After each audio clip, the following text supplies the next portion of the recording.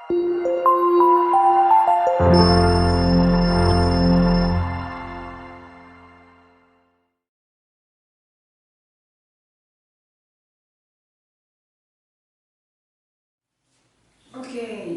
nah sekarang Kak Gina akan jelaskan mengenai cara hidup bakteri ya. Yuk.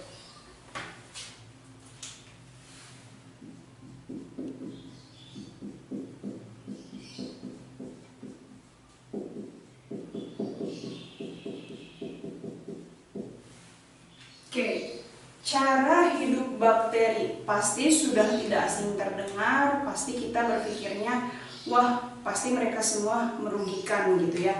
Ternyata untuk cara hidupnya ini tidak hanya merugikan, jadi kita lihat di sini. Cara hidup bakteri yang pertama, ada yang secara autotrof. Apa itu autotrof? Autotrof ini bisa diartikan sebagai dia ini dapat membuat makanan sendiri ya. Nah, untuk cara yang autotrof ini dibagi menjadi, pertama, ada yang dinamakan fotoautotrof. Fotoautotrof.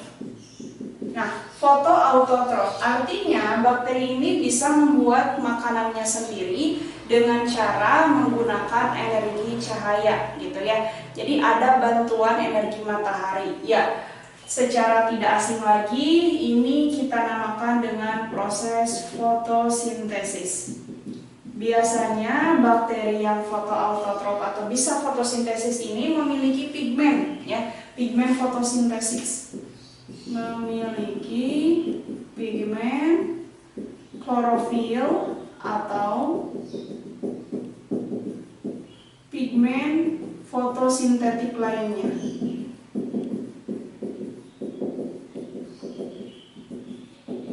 Oke, seperti itu. Nah, siapa saja mereka? Ya, yang pertama, contohnya ada, mungkin kalian baru mendengar, disebut juga bakterioklorofil. Nah, bakterioklorofil berarti dia ini menggunakan klorofil untuk melakukan proses fotosintesis, begitu ya. Nah, siapa ini? Contohnya dia adalah, ini boleh juga dikatakan bakteri hijau, gitu ya. Nama spesiesnya Chlorobium. Ada juga contoh lain, bakteriopurpurin. Nah, bakteri ini menggunakan pigmen tertentu. Nah, pigmen ungu, makanya dia dikatakan sebagai bakteri ungu. Ini contohnya Thiocystis ya. Kemudian ada juga bakteriorhodopsin.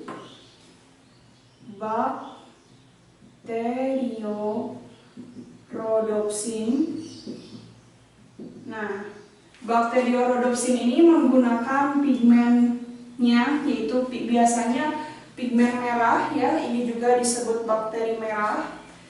Ini contohnya adalah Rhodospirillum. Nah, seperti itu ya. Nah, selanjutnya ada yang kedua, yaitu chemoautotrof. Chemoautotrof di sini artinya bakteri ini bisa memanfaatkan energi kimia untuk membentuk makanannya sendiri.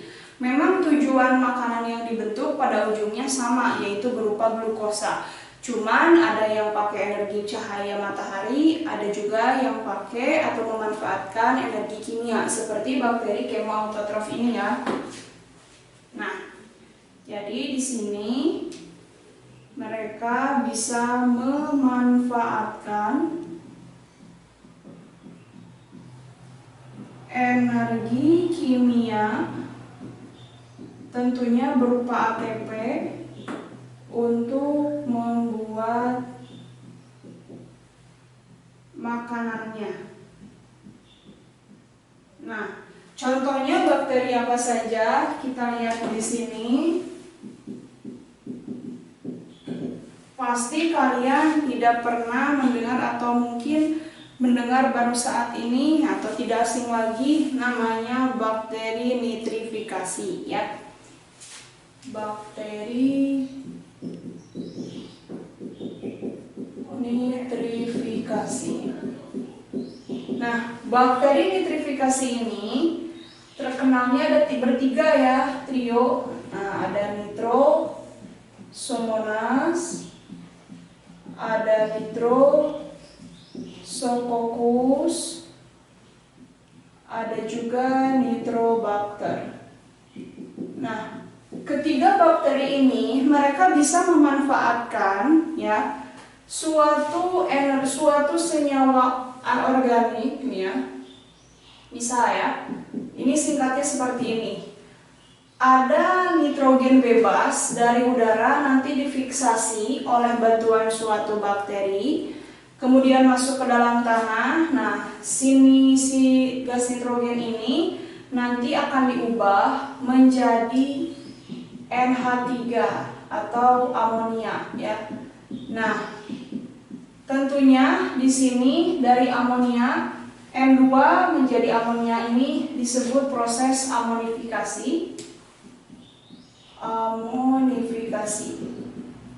Sebetulnya untuk proses nitrifikasi ini memerlukan oksigen ya. Jadi ketiga bakteri ini termasuk bakteri yang kehidupannya butuh oksigen atau bakteri anaerob ya. Oke. Nah, dari amoniak ini bisa diubah menjadi NO2 ya, atau kita namakan dengan nitrit. Nah, tentunya ini disebut nitritasi. Nah, nitritasi di sini dibantu oleh bakteri Nitrosomonas dan juga Nitrosococcus. Selanjutnya dari nitrit kita ubah menjadi nitrat, menjadi NO3 atau nitrat. Nah, ini dinamakan sebagai proses nitratasi dengan bantuan bakteri Nitrobacter. Nah, ternyata dari proses nitrifikasi ini ada hasil samping ya. Hasil sampingnya ini berupa ATP. Jadi kalau Kak Gina tulis di sini plus ATP gitu ya sebagai hasil samping. Nah, ATP ini merupakan energi kimia yang nantinya akan membantu bakteri ini untuk membentuk glukosa ya. Jadi ini dapat membantu bakteri tersebut atau bakteri nitrifikasi untuk membuat glukosa. Begitu. Jadi bukan bakteri ini makan nitrat, tidak, tetapi nitrat di sini dia nantinya akan diserap oleh tumbuhan seperti itu ya. Nah, jadi dari proses nitrifikasi ini ada hasil samping berupa ATP yang nantinya digunakan oleh bakteri untuk membentuk glukosa. Nah, tetapi kalau untuk yang fotoautotrof atau fotosintesis, ini mereka memanfaatkan energi cahaya matahari yang nantinya ujung-ujungnya memang akan dibuat menjadi energi kimia gitu ya. Tapi di sini makanya namanya foto gitu ya. Jadi memanfaatkan energi cahaya untuk membantu pembentukan zat makanannya berupa glukosa seperti itu ya. Oke ya. Kurang lebih seperti itu untuk cara hidup bakteri secara autotrof. Nah, ini yang Kak Gina jelaskan, ini adalah cara hidup bakteri kalau kita melihat berdasarkan dari cara memperoleh makanannya begitu ya. Jadi yang pertama tadi adalah autotrof ya. Oke, jadi autotrof meliputi fotoautotrof dan juga kemoautotrof. Nah, sekarang Ternyata ada bakteri yang cara memperoleh makanannya itu dengan cara heterotrof. Maksudnya heterotrof di sini mereka tidak dapat membuat atau memperoleh makanannya sendiri gitu ya. Nah, lantas seperti apa kalau mereka istilahnya tidak bisa membuat makanan sendiri? Nah, caranya yang pertama di sini ada bakteri itu disebut dengan bakteri saprofit atau istilahnya adalah pengurai. Jadi mereka berperan sebagai pengurai. Biasanya mereka menguraikan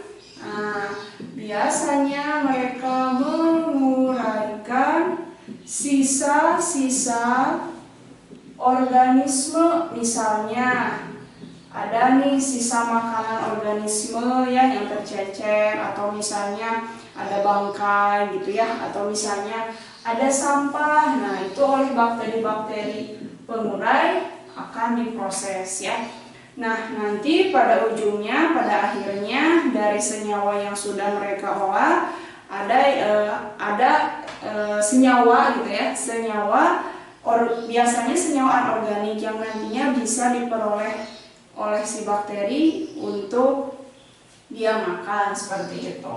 Nah, selanjutnya ada juga yang parasit. Nah, biasanya yang parasit ini yang nantinya menimbulkan penyakit ya, menimbulkan penyakit pada ujungnya gitu. Jadi biasanya bersifat patogen begitu ya. Nah, misalnya nih contoh yang saprofit tadi Kak Gina lupa kasih contoh. Ada yang tahu yang bersifat saprofit? Kak Gina tulis dulu ya. Nah, di sini contohnya untuk yang saprofit, misalnya ada Streptococcus, kemudian ada Lactobacillus begitu ya. Oke. Kemudian ada juga yang parasit tadi ya. Nah, parasit ini biasanya bersifat patogen karena bisa menyebabkan penyakit. Ya, jadi mereka ini patogen. Contoh misalnya bakteri-bakteri ini hidup nih di tubuh kita, dan ternyata ketika hidup di tubuh kita mereka menyebabkan penyakit tertentu untuk kita. Nah, contohnya adalah Mycobacterium tuberculosis. Ini adalah bakteri yang menyebabkan TBC ya. Nah, selanjutnya ada juga yang hidupnya bersimbiosis. Nah, kalau dia hidupnya bersimbiosis, nah biasanya simbiosis yang dibentuk itu ada yang menguntungkan gitu ya, kemudian ada juga yang merugikan. Tetapi Kak Gina akan contohkan yang menguntungkan ya. Contohnya ini simbiosis mutualisme dilakukan oleh Rhizobium ya, yang melakukan simbiosis mutualismenya bersama dengan akar tanaman polong-polongan termasuk famili Leguminosae ya. Jadi namanya Rhizobium leguminosarum. Nah, jadi biasanya kalau kalian menemukan suatu pohon ya, suatu tanaman polong-polongan, biasanya tanaman polong-polongan itu ditandai di si akarnya itu.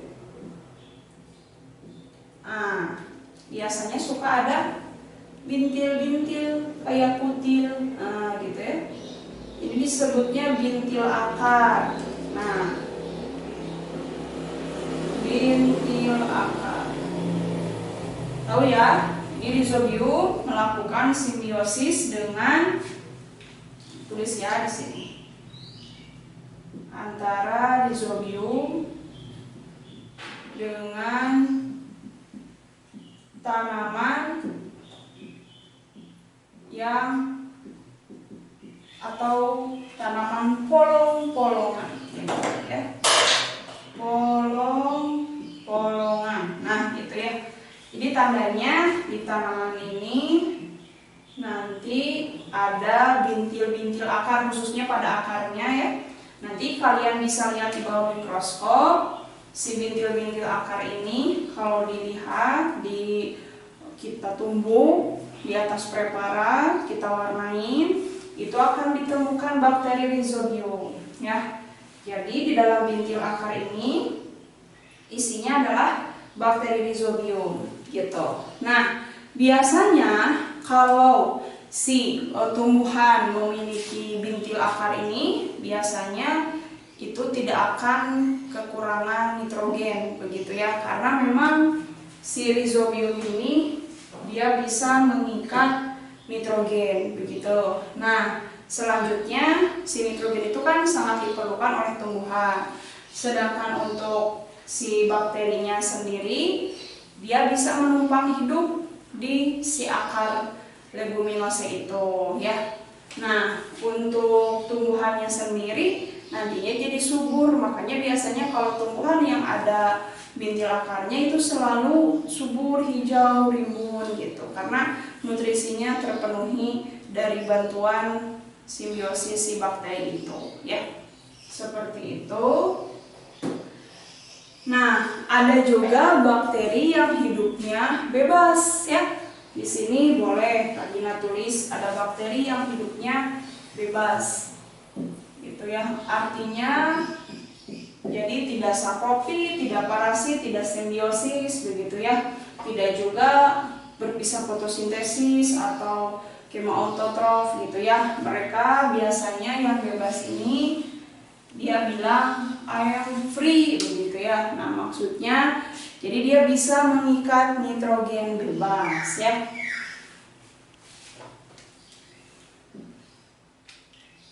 Nih yang bebas itu contohnya Azotobacter.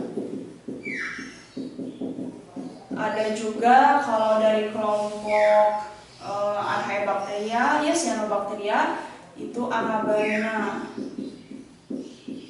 Nah, tetapi biasanya memang ujung-ujungnya nanti Amabaena ini akan melakukan simbiosis bersama dengan tanaman paku air gitu ya. Makanya namanya jadi Azolapinata. Boleh, berarti itu masuknya ke simbiosis mutualisme. Tapi kalau untuk Amabaenanya sendiri itu tidak ya. Oke, kurang lebih seperti itu untuk cara hidup bakteri berdasarkan cara memperoleh makanannya. Oke. Nah, sekarang Kak Gina masih akan melanjutkan cara hidup bakteri. Sebelumnya telah dibahas cara hidup bakteri berdasarkan cara memperoleh makanannya. Nah, sekarang cara hidup bakteri berdasarkan kebutuhan oksigennya. Yuk kita lihat. Berdasarkan kebutuhan oksigen. Nah, cara hidup bakteri berdasarkan kebutuhan oksigen ini ada dua. Yang pertama, ada yang disebut dengan bakteri aerob. Nah, artinya bakteri ini membutuhkan oksigen untuk melangsungkan kehidupannya, ya. Jadi di sini butuh O2 untuk hidup. Nah, siapa nih contohnya? Contohnya adalah kalian tahu bakteri nitrifikasi yang triobakteri itu. Nah, triobakteri itu salah satunya merupakan bakteri aerob ya. Yaitu kalian tulis bakteri nitrifikasi ya. Atau Di antaranya ada Nitrosomonas, kemudian ada Nitrosococcus, ada Nitrobacter. Nah, itu ya, bakteri yang butuh oksigen untuk melangsungkan hidupnya. Oke, nah selanjutnya ada bakteri yang anaerob. Nah, untuk yang anaerob ini ada yang anaerobnya obligat, anaerob obligat. Artinya bakteri ini tidak membutuhkan oksigen dalam hidupnya. Bahkan kalau ada oksigen dia mati. Jadi di sini ada O2, dia mati ya. Ada O2, dia mati. Jadi di sini tidak butuh O2, istilahnya begitu. Siapa mereka? Biasanya bakteri ini punya genus, tuh genus ya, kata depannya kayak Clostridium. Nah, itu ya. Jadi di sini contohnya adalah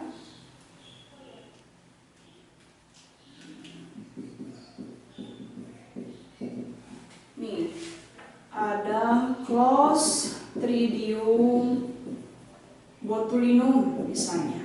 Ini salah satu bakteri yang dapat menyebabkan makanan dan minuman jadi kadaluarsa ya. Jadi close tertutup untuk oksigen begitu ya.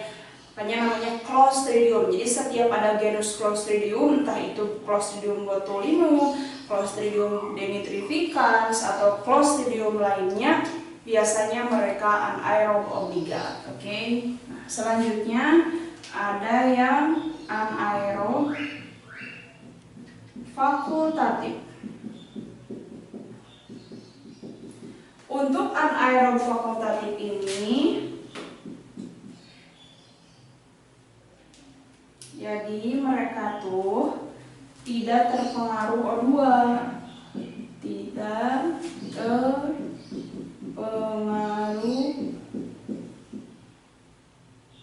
oksigen, atau istilahnya dengan kata lain, ada O2 atau tidak, tetap dapat hidup gitu. Oke.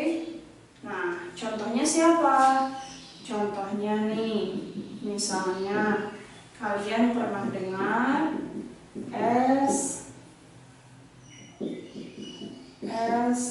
Escherichia coli ya. Nah, ini bakteri yang hidup di usus besar kita ya. Tugas mereka ini untuk menguraikan dari atau membusukkan sisa ampas-ampas makanan di dalam usus besar. Nah, dalam proses pembusukan makanan di dalam usus besar kita, bakteri ini tidak terpengaruh oleh adanya oksigen, ataupun kalau tidak ada oksigen, it's okay, mereka masih bisa tetap hidup. Oke? Itu anaerob obligat, fakultatif. Nah, sekarang ada anaerob aerotoleran. Nah, anaerob aerotoleran ini begini, ada oksigen tidak apa-apa, tapi atau tidak boleh tidak apa-apa atau tidak terpengaruh, tapi di sini ya, tapi dapat hidup lebih baik jika tidak ada oksigen. Jadi dapat hidup lebih baik kalau anaerob begitu. Makanya namanya anaerob aerotoleran ya. Nah, selanjutnya ada yang disebut dengan mikroaerofil. Mikroaerofil artinya apa nih? Nah, ini hidup dapat hidup pada tempat atau dalam kondisi yang kandungan O2-nya sedikit.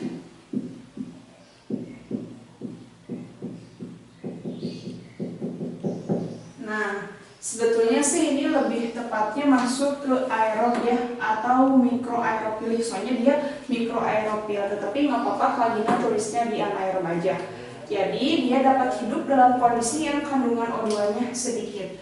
Siapa contohnya? Contohnya adalah bakteri yang hidup di lambung. Bahkan bakteri ini kalau misalnya lagi mudinya lagi nggak baik gitu ya, dia bisa merusak lambung loh. Siapa? Betul ya, dia adalah Helicobacter pylori ya.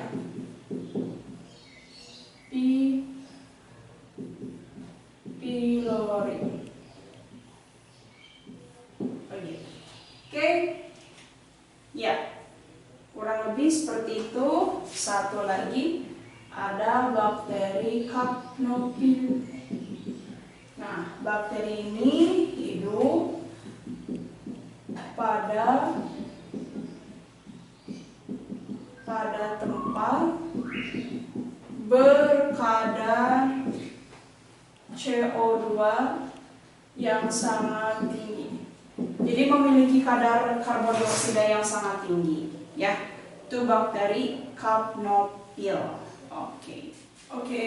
Nah, sekarang kita bahas mengenai klasifikasi bakteri, ya. Jadi pengelompokan Monera nih.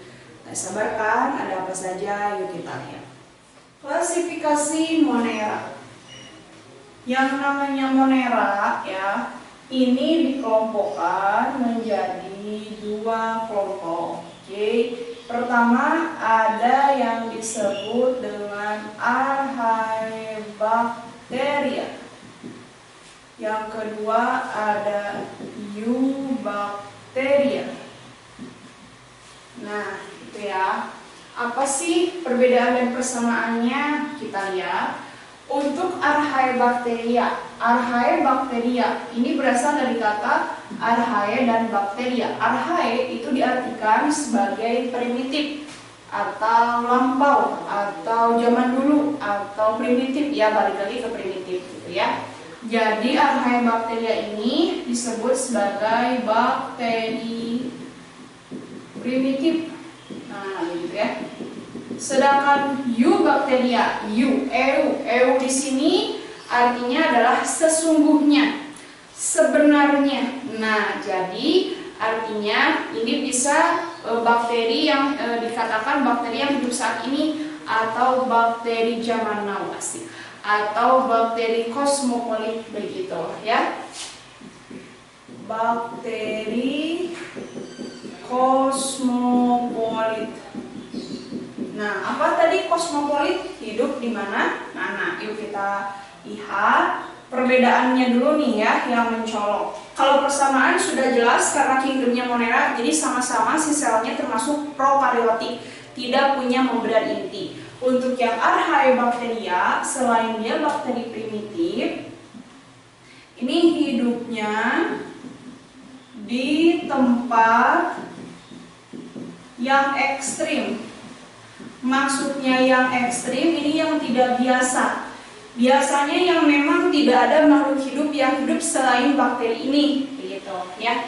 Kemudian kalau Eubacteria tadi disebut sebagai bakteri kosmopolit, artinya bakteri ini dapat hidup di mana-mana, di mana saja, begitu ya. Nah, selanjutnya untuk Archaebacteria ini penyusun dinding selnya ya, dinding selnya tersusun atas ini ya, ini perlu kalian ketahui, tersusun dari lipid.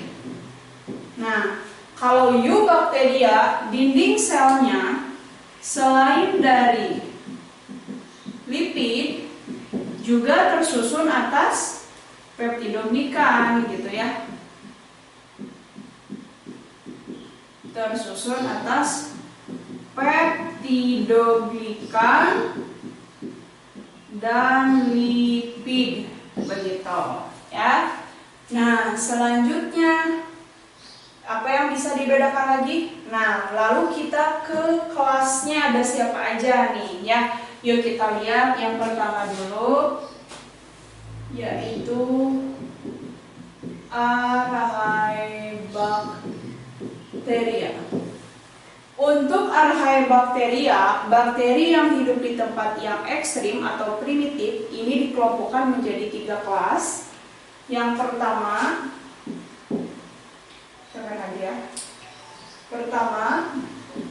ada bakteri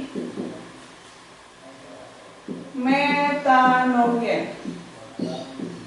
Bakteri metanogen ini adalah bakteri yang bisa memanfaatkan CO2 dan H2O untuk menjadi metana, gitu ya. Jadi di sini bakteri yang dapat memanfaatkan CO2 dan H2O agar bisa menjadi metana.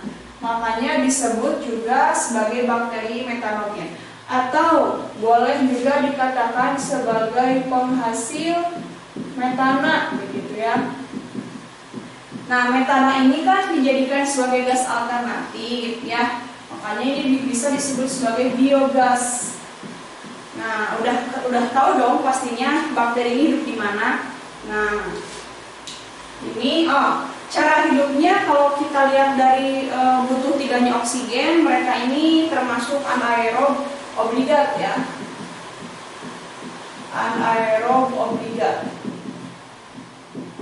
Nah, biasanya mereka ini hidupnya di lumpur ya, di kotoran, kemudian di sampah, dan lain-lain.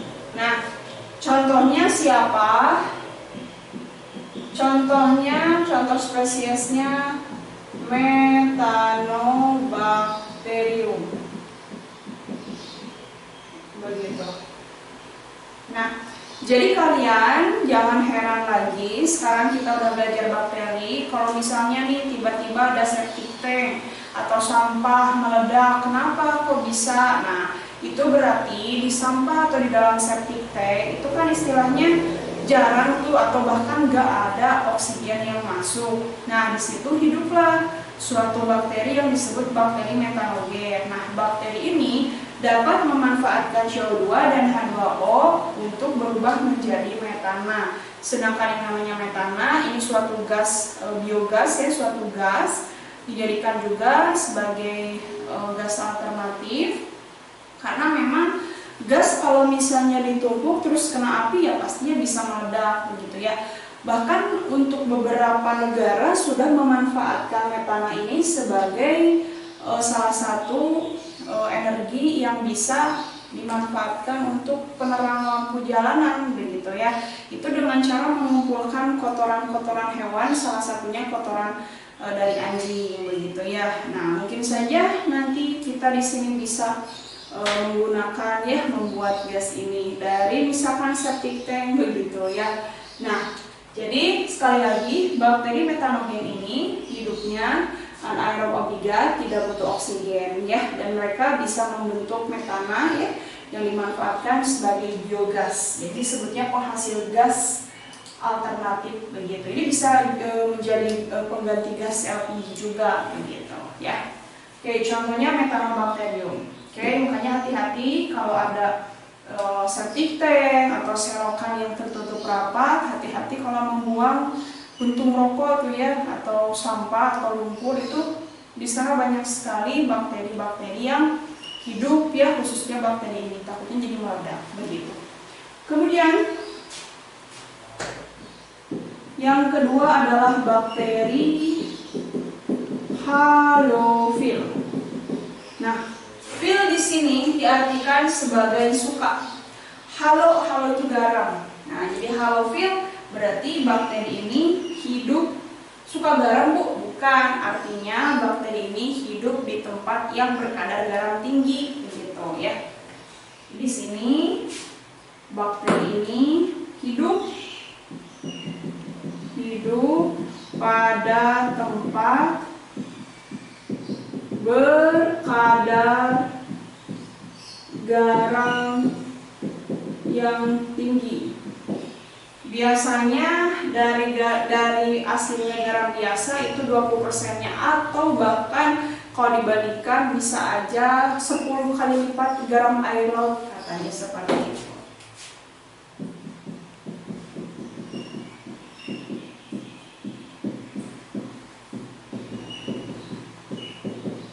Nah, biasanya itu hidupnya di mana tuh? Yang tempatnya berkadar garam yang sangat tinggi. Nah, coba kita lihat. Nah, misalnya pabrik asin tuh. Nah, jadi jangan salah ya, di asin-asin, ikan asin yang istilahnya dijemur, nah itu bisa jadi hidup bakteri ini ya. Oke, untuk bakteri yang kosmopolit maybe nggak bisa hidup, tetapi untuk bakteri ini mereka karena suka asin, suka garam, jadi mampu untuk bertahan hidup ya. Tapi pas ikan asinnya digoreng, matang, ya nggak jadi masalah, makan aja, enak ya, gitu. Oke, jadi di sini contohnya Halobacterium.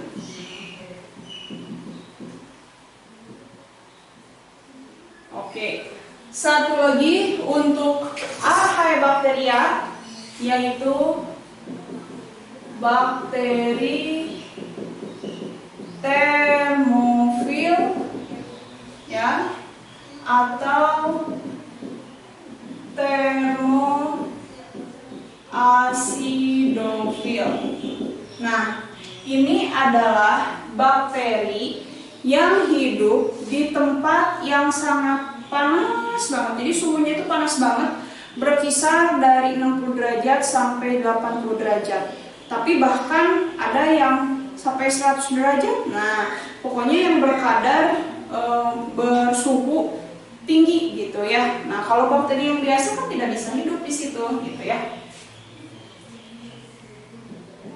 Hidup di tempat yang bersuhu panas ya, kurang lebih 60 sampai 80 derajat Celcius ya. Nah, selain hidup di tempat yang sangat panas, ini juga bisa hidup pada tempat ber-pH asam ya. Ber-pH asam. Kisaran kurang lebih pH-nya itu 2 sampai 4 ya. Begitu. Nah, kira-kira di tempat apa ya yang panas, pH-nya juga asam misalnya. Nah, di mana? Ya, misalkan di tempat pemandian tuh, di tempat pemandian air panas ya, di sekitar pegunungan. Nah, itu yang kadar pH-nya tinggi, pH-nya rendah gitu ya, alias asam. Ya, di pemandian yang ada di daerah sekitar Bandung Utara gitu ya. Bandung Utara, Kabupaten Bandung, pokoknya sebelah sana ya. Nah, itu ya. Nah, di sini contohnya, atau mungkin saja bakteri yang mampu hidup di kawah-kawah gunung berapi. Nah, itu juga bisa ya, pokoknya di kawah-kawah gunung aja ya. Nah, itu juga bisa. Kenapa? Nah, bisa jadi di sana pH-nya asam ya, kemudian suhunya juga panas seperti itu. Untuk bakteri yang normal pastinya tidak akan mampu bertahan ya. Nah, ini contohnya ada Sulfolobus, kemudian ada bakteri Thermus aquaticus, dan lain-lain.